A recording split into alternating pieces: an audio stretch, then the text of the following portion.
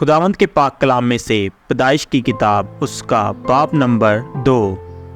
सो आसमान और ज़मीन और उनके कुल लश्कर का बनाना ख़त्म हुआ और खुदा ने अपने काम को जिसे वो करता था 7वें दिन ख़त्म किया और अपने सारे काम से जिसे वो कर रहा था 7वें दिन फारग हुआ।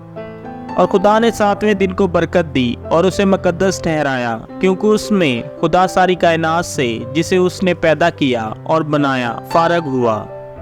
ये है आसमान और ज़मीन की पैदाइश जिसमें वो खलक हुए, जिस दिन खुदा ने ज़मीन और आसमान को बनाया। और ज़मीन पर अब तक खेत का कोई पौधा ना था और ना मैदान की कोई सब्जी अब तक उगी थी, क्योंकि खुदा ने ज़मीन पर पानी नहीं बरसाया था और ना ज़मीन जोतने को कोई इंसान था, बल्कि ज़मीन से कोहर उठती थी और तमाम रोए ज़मीन को सैराब करती थी। और खुदा ने ज़मीन की मिट्टी से इंसान को बनाया और उसके नथनों में ज़िंदगी का दम फूंका, तो इंसान जीती जान हुआ। और खुदा ने मशरक की तरफ अदन में एक बाग लगाया और इंसान को जिसे उसने बनाया था वहाँ रखा।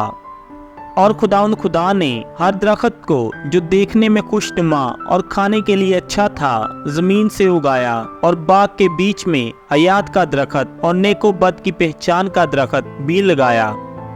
और अदन से एक दरिया बाग के सैराब करने को निकला और वहाँ से 4 नदियों में तकसीम हुआ।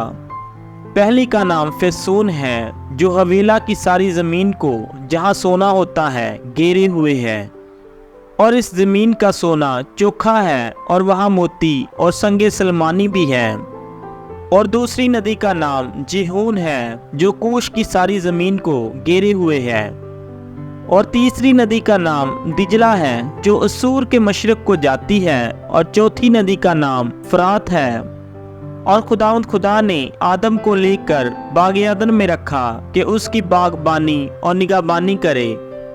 और खुदा ने आदम को हुक्म दिया और कहा कि तू बाग के हर दरख्त का फल बेरोक टोक खा सकता है, लेकिन नेको बद की पहचान के दरख्त का कभी न खाना, क्योंकि जिस रोज तूने उसमें से खाया तू मरा। और खुदा ने कहा कि आदम का अकेला रहना अच्छा नहीं, मैं उसके लिए एक मददगार उसकी मानद बनाऊंगा। और खुदा ने कुल दश्ती जानवर और हवा के परिंदे मिट्टी से बनाए और उनको आदम के पास लाया कि देखे कि वो उनके क्या नाम रखता है। और आदम ने जिस जानवर को जो कहा वही उसका नाम ठहरा। और आदम ने कुल चिपाओं और हवा के परिंदों और कुल दश्ती जानवरों के नाम रखे, पर आदम के लिए कोई मददगार उसकी मानद ना मिला। और खुदा ने आदम पर गहरी नींद भेजी और वो सो गया। और उसने उसकी पसलियों में से एक को निकाल लिया और उसकी जगह गोश्त भर दिया। और खुदा उस पसली से जो उसने आदम में से निकाली थी एक औरत बनाकर उसे आदम के पास लाया। और आदम ने कहा कि ये तो अब मेरी हड्डियों में से हड्डी और मेरे गोश्त में से गोश्त है, इसलिए वो नारी कहलाएगी, क्योंकि वो नर से निकाली गई। इस वास्ते मर्द अपने माँ बाप को छोड़ेगा और अपनी बीवी से मिला रहेगा और वो एक तन होंगे। और आदम और उसकी बीवी दोनों नंगे थे और शर्माते ना थे।